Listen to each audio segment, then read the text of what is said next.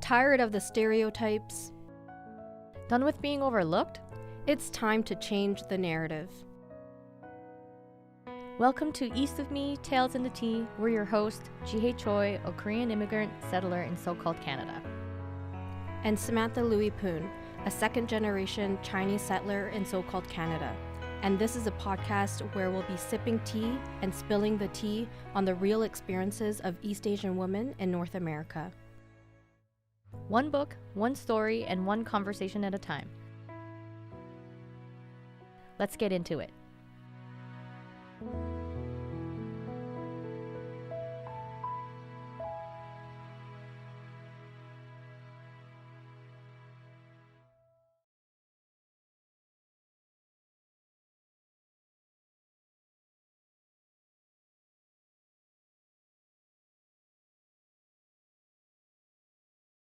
Okay, so episode 3. Let's get into it. Yeah, what book are we discussing today? So it's Battle Hymn of the Tiger Mother. So, listeners, I mean, we think it's Amy Chua. Mm-hmm. And we really apologize if we're not pronouncing that correct. Mm-hmm. Yeah, we have a lot of reflections on this book, and it was a quick read for me. Yeah, it went by super fast for me too. So fast. I just wanted to see what was going to happen, and the themes that were coming up I feel like it was almost heavy for me to read and experience. I think it was an experience for me, honestly. Like, it was... Yeah. I feel like I'm trying to hold back. You don't need to. I think I gave you a trigger warning after I read it. Yeah. I said, just be prepared for the emotions that come up, because when we first decided to read this book, I think we were under the impression that maybe the author was going to say, you know, she did the tiger parenting and then she talks about the outcome and then maybe a little bit of like regret about that particular parenting. And I think she does a little bit, but not to the extent that I had hoped for. So I think we went into this hoping that we would read it and feel some kind of, not closure, but some kind of validation. But I don't think we got the validation that we were looking for. So, yeah. I honestly don't think so. And I think maybe that's why it was a bit almost shocking, or like that's why saying it's like an experience in that it, I think it was just a different outcome that I was kind of expecting when I initially went into reading this book. I think this notion of tiger mother, like it's in the title of the book, I think it really has significant impacts on people's lives, right? And I think also there's stereotypes around the term and a lot to unpack. So I feel like this episode is it's going to be unpacking a lot of maybe the experiences of our own lives and maybe how we felt in reading the book, and almost like, for me, it was almost like revisiting my past, revisiting my childhood, revisiting things that I have also been uncertain about in my own life. And so, this is going to be a fun conversation, though. Yeah, we might need more than 2 episodes, but let's stick to the 2, and if we need more, we'll add more. But before we dive into the impacts, I was wondering if we can talk about a bit of our, immigration story, our own or our families, because I really liked how the book opened up with how her family came about to the States. Yeah, I think that's a good idea. I think that almost gives context to our lives and who we are and our perspectives as well. Did you want to start? Did you want to share first? You can go first. Who wants to share? I feel like it's like such a vulnerable thing. I don't know. Do you find that? Because oftentimes immigration stories are shared as like a triumphant story, always like often positive, but I don't know, it's not that amazing sometimes. Yeah. Maybe I'll start. Sure. I think for me personally, I don't really have because, like I said at the introduction, I'm a second generation Chinese settler, so I didn't personally migrate or have to relocate to so-called Canada. I was born here, but my lineage runs. I'm Chinese, so my lineage runs both from mainland China in the southern region and also in Hong Kong. On my mom's side, they immigrated, including my mom when she was younger, from Hong Kong with her family, and they settled here in so-called Canada, specifically Treaty 6 territory or Edmonton. And then on my dad's side, they moved from mainland China. So that was actually my grandparents. My dad was born in Edmonton. So my grandparents on my dad's side, they moved from mainland China, kind of from like a rural area, and moved to Edmonton. And they were really looking for, what we often describe in immigration stories, a better life, right? To kind of create those next generations of, kind of starting from a different place. So growing up, I really was close with both of my grandparents that did move.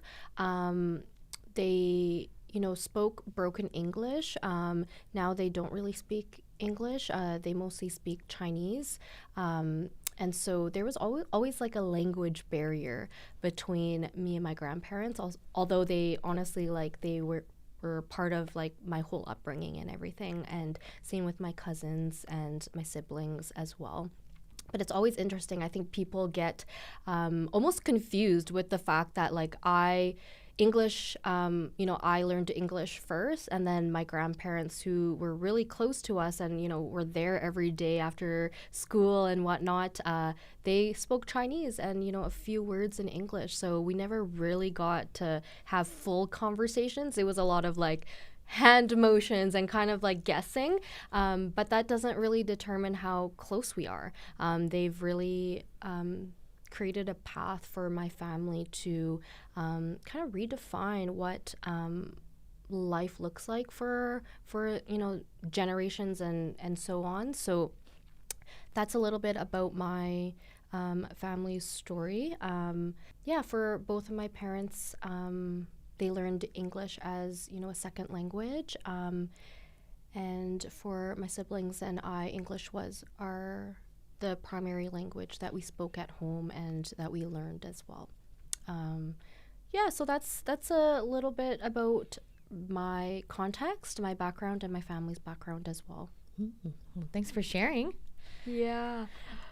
I guess if I share a little bit my story, so we initially moved to the States first before we moved to Canada, and how that happened was my mom is a hairdresser, and one of her clients in Korea recruited her to go work at a salon in the States. And my mom has always wanted to move out of Korea. I think she just wanted to see what was out there, see if she always wanted to move outside of Korea. I think she even dreamed about going to Europe at one point. I think she just had big dreams. Yeah. So when the opportunity came up, I think she was very excited about it. So we moved when I was about 12 years old. And it was very hard because it's not like they asked for my opinion. It was just one day, we're moving to the States. And I'm like, what?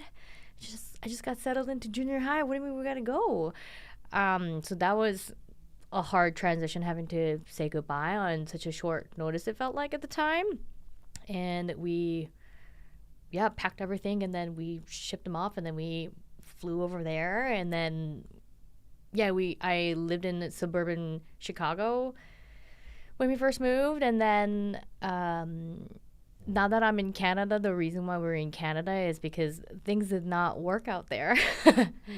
And then going back to Korea really wasn't an option because I had already gone through the education system in the States, and in Korea, I should be well prepared. But if I had to go back to Korea and then go through high school, like, I would not have been able to catch up, I guess. And then I already speak English, and I'm more, accustomed to, I guess, Western life, that I wasn't sure if I would fit in appropriately back home either. So we decided Canada was maybe a choice we can explore, and we had a distant uncle here who helped us settle and whatnot. But ultimately, my migration story has to do with a lot of issues with lawyers and then just people helping us out, but not with good intentions or without fully fact-checking certain people or things like that. So I don't want to get too much into it, but I'm happy I'm here now. But to get here, the journey wasn't very great. So I think it's just interesting when I mentioned that I was born in Korea. I think people often make assumptions that maybe I did for a better life, or maybe some people think like, oh yeah, because like maybe you can afford to come here. I'm like, I don't think either of those were true, but I think people have certain limited perceptions of what immigration looks like. And I think people often forget about the trauma of immigration, because when we talk about trauma, immigration is often not something that people consider. Yeah, even just starting school and not speaking the language, I could understand a little bit, but I had such a hard time expressing myself in English, obviously. And that was weird.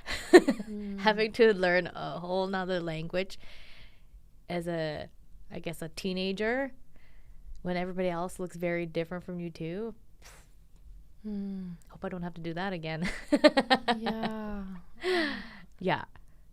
But I am here because of all of those things that I've went through. So like I said, I'm happy to be here. But anyone else going through that process, I'm just like, I see you. Good luck. Yeah. I hope it goes well.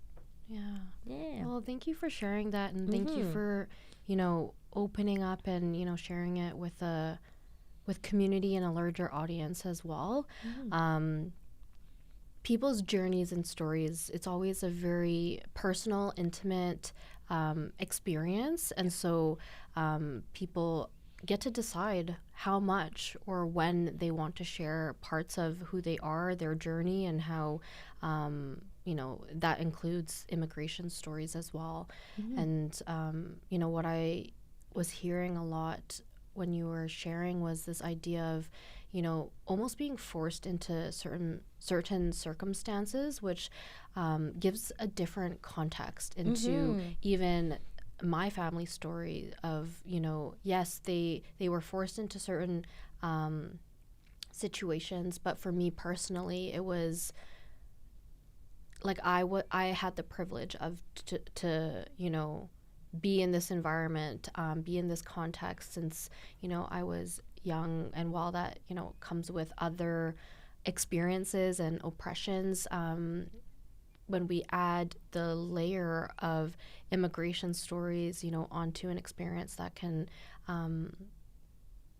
like you said, it's can be very traumatizing, and I think people generally should be more open and receptive to other people's experiences and stories, and know that everyone's journey is going to be different, and as well, like, it's going to impact people in different ways as well. But I think, like, with both of us sharing our story today and our family story, I think that helps with just a little bit of context in terms of who we are as people and what shaped us, in our upbringing, and who we are today.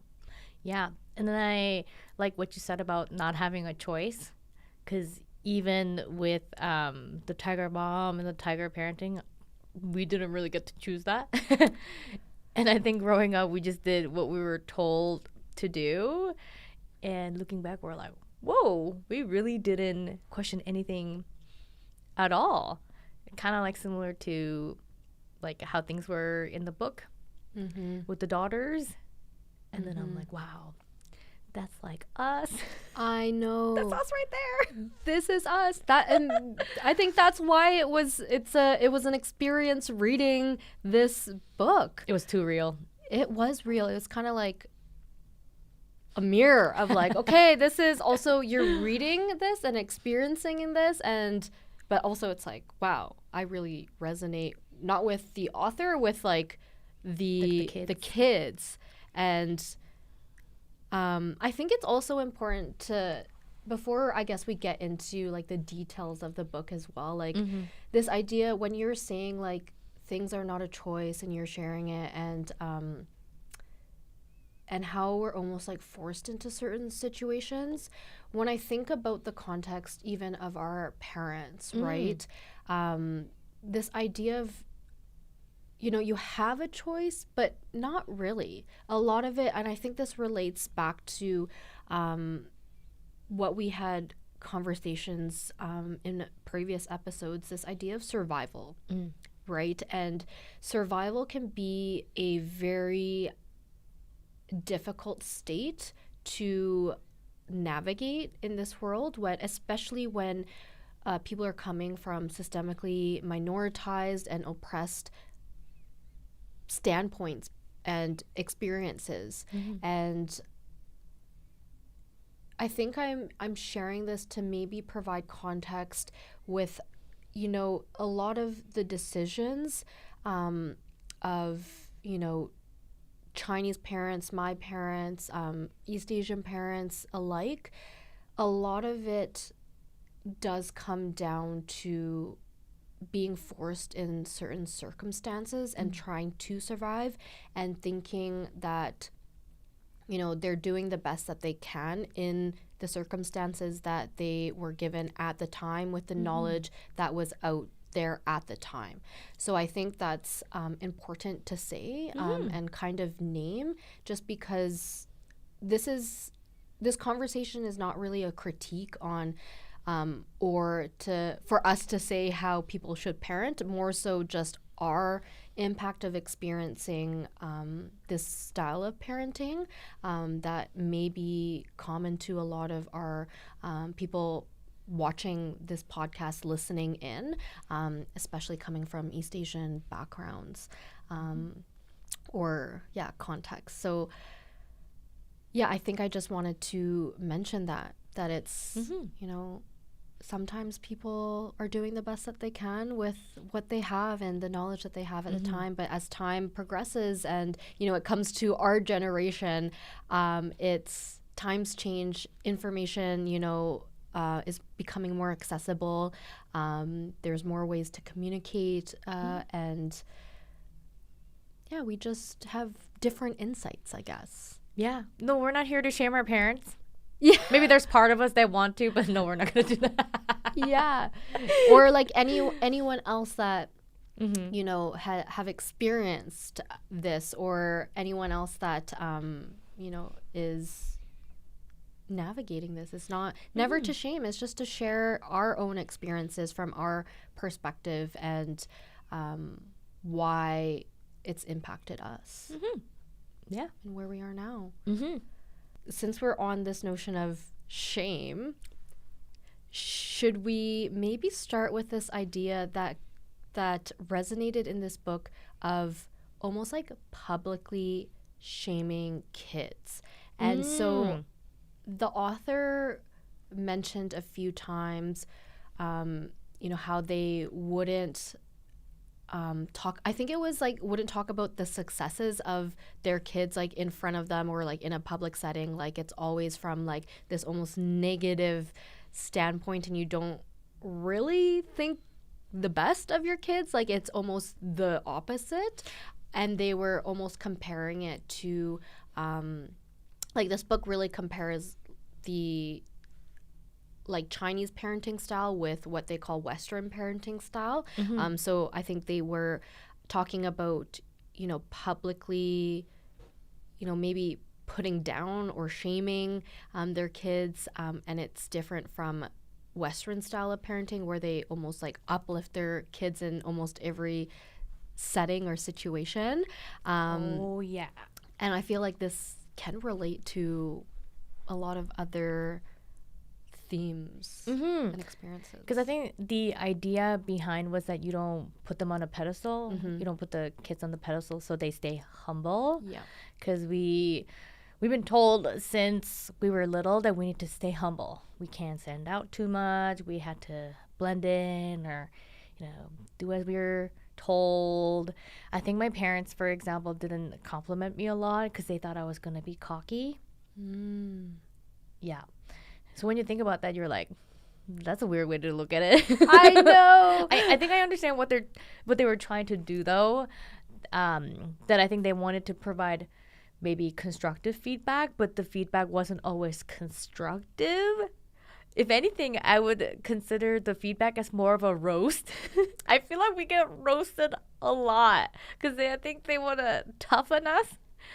But I'm like, that hurts. Absolutely. And I think there's also a difference between providing constructive feedback in a very, productive or I don't even know the right word right now, but constructive way. Like that's constructive feedback. Whereas it gets to the point of shaming someone when all you are doing is pointing out flaws. That's all it is. And it's for the purpose of, maybe unintentionally, but putting someone else down. And in this situation, kids, right? Kids that are still in a critical growth and development stage where having someone that they also, that someone that is providing for them, who's a caregiver for them, it's important to have positive feedback or just like positive emotional attachment. I don't know, like encouragement. Yeah, that's the encouragement. That's the right word. Like it's yeah. And as we're speaking, I'm like, this is almost like it's running through me right now. I'm like, I don't even know what to say about it because it's I honestly remember, like, whether it's intentional or not, like just being put in a position where all I think about myself was what I did wrong or how I wasn't good enough and how I needed to always do better. There was always something wrong with me. And I know that I internalized these feelings growing up because I was told these things at a very young age. And so it's really impacted me, and I would say even my confidence, when I was growing up, going into teenage years and then young adult, and then now it's like it really impacts you like throughout your life, and it takes a lot of work to unlearn it and kind of reframe and retrain your thought processes and not to think the worst of every situation that you will be put in. So I would say, it's really impacted me and my own journey and how I navigate the world. I think for me, like the one thing that keeps coming up for me is like, when people say when you reach rock bottom, like there's no way, like you can't go down any further. You can only go up. So I wonder if that idea is like what they're trying to do. We're gonna knock you down, that you can't even get knocked down any further, and then you would only have to go up from here. I don't know. What do you think about that? Do you think that's kind of true, or it makes sense? I think that does make sense because I think it, like the narratives that I also remember, and like maybe even to this day, it's parents are just saying, I'm doing what is best for you, or I want what is best for you. And so the intention is, real in that they do want the best. And I do believe that, but maybe the method of getting there has impacts. Yeah. And then when I think the author also talks about that when she's talking to her daughter, she would say, oh, but this is what's best for you. I know what's best for you. And then I think she said that throughout the book, like throughout her interactions with them. And I feel like you just said your parents have told you that. And I feel like my parents have also told me that. And then in the book, there's a point where the author says the child is almost like an extension of a parent. And I'm like, that makes complete sense when they say, I know what's best for you, because they're thinking what's best for them is what's best for me. And because sometimes with a lot of these feedback that I received growing up, I felt like, are they talking to me, or are they talking to themselves? You know what I mean? Yeah. Because a lot of it has to do with things they didn't get to do, or they just want us to have more opportunities, or expand our horizons or things like that. But it just like, I think you should be talking to yourself, not me. Oh. But also like this idea of like opportunity, right? Yes. Like that's such a interesting idea, because I feel like a lot of it, when they're saying, I know what's best for you, or I'm trying to do what's best for the family and whatnot, it always relates back to opportunity, right? Yeah. And so when we think of it in the lens of like, okay, they're in almost like a survival state, of course they are wanting to guide children in a way that they see is best, that they feel is correct. And it's all kind of in the light of they want us to have more or different opportunities than they had growing up. So I think it's almost like a generational perspective as well of, maybe they didn't have as many opportunities in their life. So that's what they're trying to pass on, is providing more opportunities, whether it's, being the best at something like an extracurricular, or doing things that seem productive for your future, right? Or, doing the best in school. Like those, I think for our parents' generation is this idea of opportunity, providing better opportunity. And I can definitely see that, from that perspective. If you weren't given opportunities, that's what you do want. You do want the best for your kids, and for them to be able to have good opportunities for them to then support their life and their kids and the next generation and whatnot. But when we think about kind of the impact that it has on, I guess, people like us, where we've had to navigate,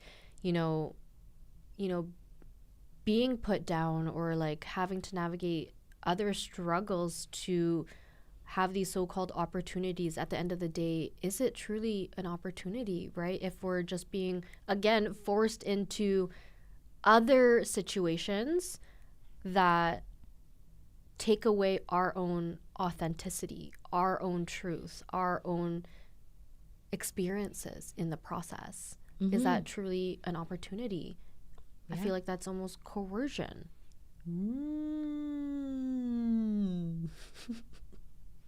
I just thought of that. Wow. As we're talking about it, I'm like, I think we're uncovering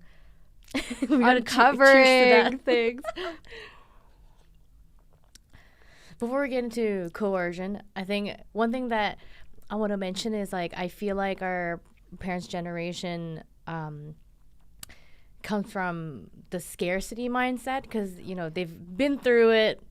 We have to really acknowledge it. Like, they've had a lot of struggles in their times. And then I think when they talk about us having more opportunities, and then like making sure we take advantage of every opportunity possible, I think it comes from their scarcity mindset. And I think that often gets passed down. And we also feel like, oh, shoot, like this opportunity might ever come back. Yeah, maybe I should take this opportunity. But then we'll talk about this more in depth later. But it leads to burnout. And then you kind of lose who you are and then what you're supposed to be doing. You're like, should I even be doing all of this stuff? Like, and is this for me? Like, who is this for? But yeah, oftentimes it did feel like coercion, didn't it? And maybe that wasn't the intention. Maybe it was just so that, like, we just take advantage of all the opportunities. because maybe they're thinking, if I was given this opportunity or all these opportunities, I would not have wasted them. Because maybe for them, they didn't even have the privilege of having opportunities. And they're like, how could you waste them? But how could we also possibly take advantage of all the opportunities? There's just too many sometimes. There's no way. Or anything could be considered an opportunity, isn't it? Or potential. I think the other thing is also the potential part. Not necessarily opportunity, but like improving our potential, our future's potential, or that honestly, this idea of potential, like that word almost like is triggering, because I'm like, please no.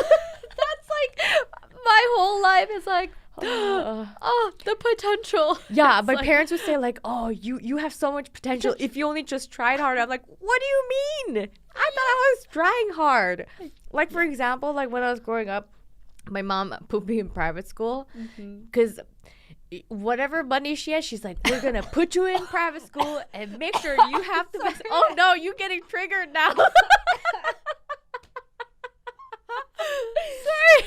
You know what I mean? Yeah. She's like, we're gonna put you in private school, and then she's like, you're gonna make you do like ice skating, and then like rollerblading, piano, math, like art, like whatever money she found, she had it. She was like, we're putting it all in. And then, oh my God, it's like, it's a lot of pressure to have all these like resources spent on you for your potential. No! And then you just carry both shame and guilt at the same time because you're being shamed, and then you internalize it, and then you feel guilty for like being like, well, I have a potential and I need to do the best at absolutely everything, but there's no way that someone has the capacity for that, especially as a kid. And then you don't know boundaries, and then you just get burnt out. Oh man. And then you carry the guilt of like, hey, I'm wasting my parents' money. And then it gets worse. Like after we, immigrated Canada, and then I went to university, I was an international student for like a year and a half. And then I'm sure you were aware that international students pay way more tuition. It's about like ×3 what the regular Canadian student would pay. So you can understand the added pressure that I must have been under to make sure that their money was well spent. Ooh-wee. Sometimes I'm like, can you just do this without any expected outcomes, please? I think that's the thing, though, and that's why there is a pressure, is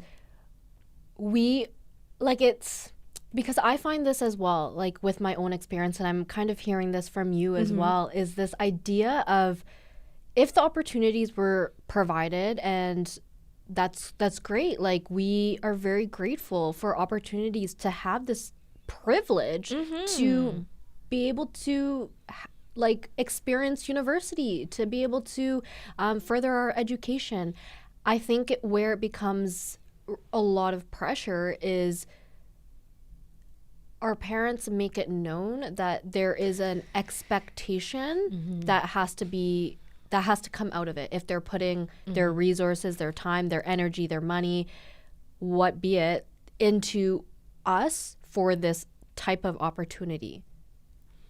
Yeah. And then the fact that it's like, I knew that we had limited resources. It's not like we had like generational wealth. They're like, oh yeah, we'll just pay for whatever you want. It wasn't like that. It just like I said, whatever resources they had, they're like, let's put it all on her. And I was also the first child. So, with parents, often they try their best with the first child, and then they're like, okay, we can like loosen up a little bit on some things and here and there. But also knowing that we had limited resources, and then they were using that on me. Oh my God. I was like, I'm sorry, you're not getting your full money's worth. Oh. But that's such an internalized mindset, right? Because we shouldn't be having those thoughts. It's like, why is our own worth and the outcome of what we are doing, whether it's in school or whatever it is, tied to like our identity, or like our, like if we are financially worth those resources. Oh my God. Which is, I think as we're talking, I just realized, because you know how we were talking about how we're always like doing all these extra things, and we're like, why are we doing that? This is why we've uncovered our own life. Oh my God, we gotta have some tea for this. Oh jeez. Pretty much saying, oh God. Okay, I don't know about you, but then because I feel like I didn't make it worth it for my parents to invest all of these things, I wonder if I'm trying to make up for it now. Make up by doing a lot trying to be successful in different ways. I don't know, but oh my God, what about you? That could be. That honestly could be. What are we uncovering today? A lot, clearly. A lot. Okay, for me, I feel like maybe we have similar and different experiences. Similar experiences in that, like, general themes. For me, I would say, so a lot of people don't know this, but I really struggled in school. Yes. The professor? I know. So, yes, I am a professor now. Growing up, I did not do well in school. Honestly, like, there's a lot of different, could be reasons for that. So honestly, like, I have a visual disability, so even for reading, like, looking at the board in school, like, it was hard for me. As well as I was a bit younger as well in terms of, like, school age. So when I started school, I was, like, at the cutoff where you can either start earlier or, like, be held back kind of a year. Right. So I was 4 years old when I started kindergarten. And 5 years old when I started grade 1, which I think when we were younger, I think that was maybe more common. Gotcha. But even in my class, I remember there was, people that were an entire year older than me. Wow. Which, when you're very young, like, that year actually is quite significant for someone's development. And so I think that was kind of what a lot of my teachers or my parents kind of leaned on in terms of, the reason why you're struggling maybe is because you're young, or you're not in the same, like, development as your peers. But I struggled so much that I remember when I was in elementary school, I couldn't go to, I think it was music class and also French class maybe, because I had to stay back with the teacher to do one-on-one, because our class, like, went to a different classroom for those classes. I had to stay back with our primary teacher, our main teacher, to work on just reading comprehension, to work on math. I ended up having to go to Kumon. No way, Kumon. Trigger, just kidding. To do Kumon, not because I was, like, excelling, but because I was behind.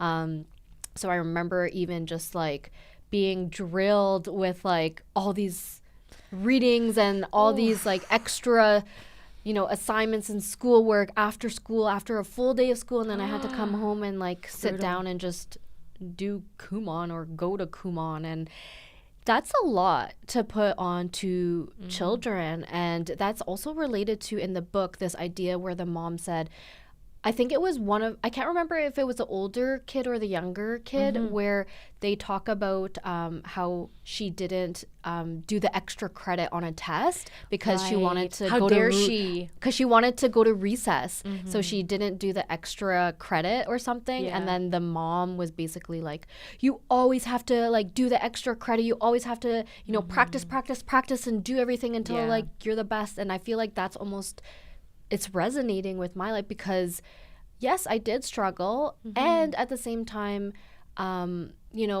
practicing and doing all this extra credit perhaps didn't actually help. Like, it actually maybe made me think that there was something wrong with me, and I actually just had problems understanding.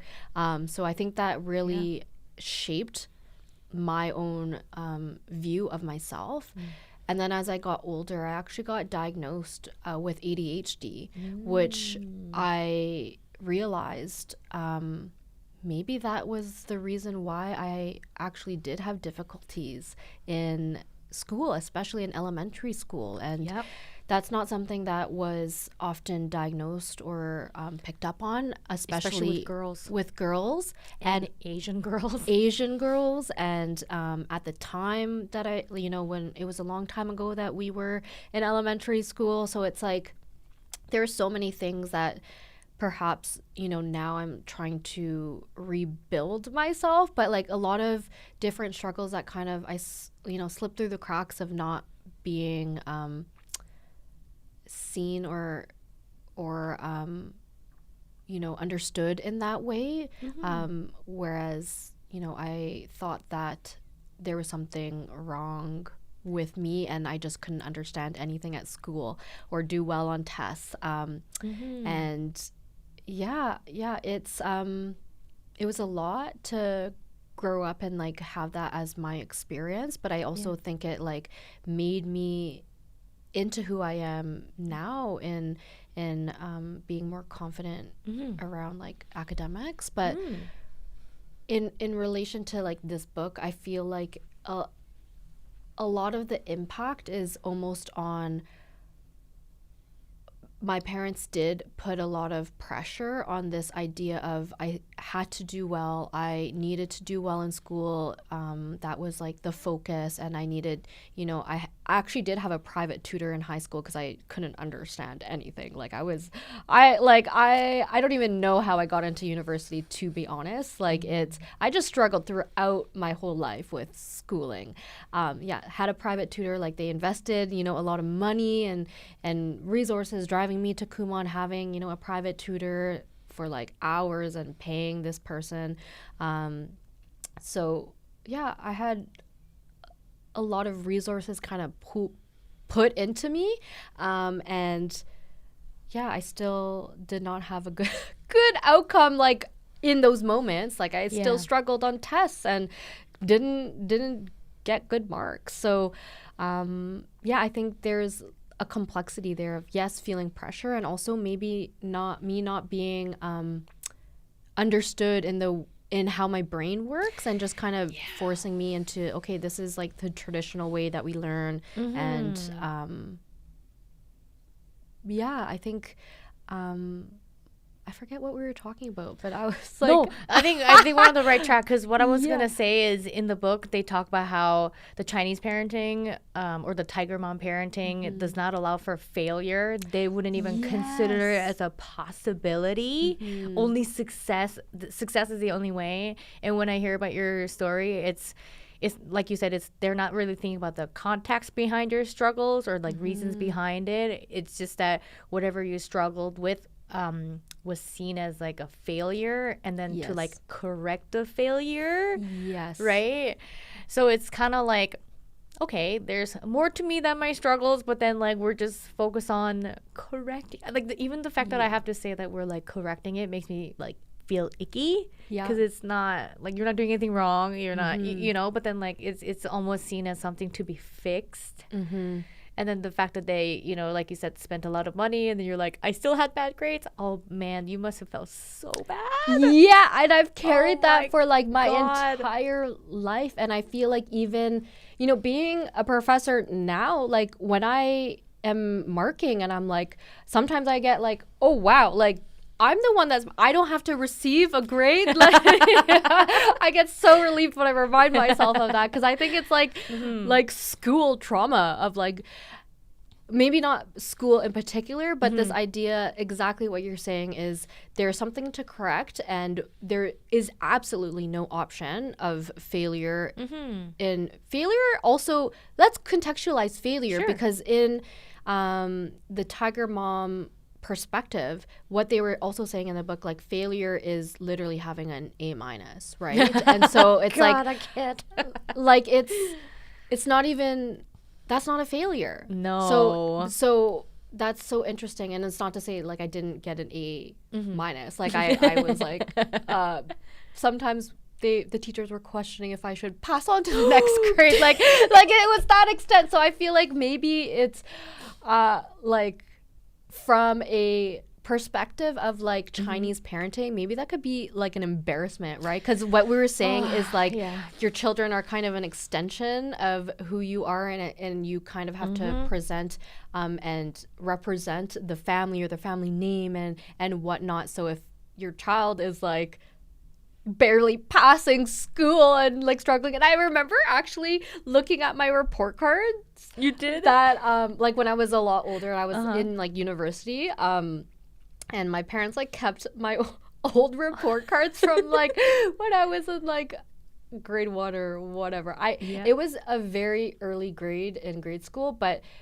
I remember on my report card it said that I struggled with doing motor skills. Interesting. Like zipping up my like jacket or like tying my shoes. And that's a good observation from your teacher. Yeah, that is. But it's like, okay, no wonder why I also struggled in school.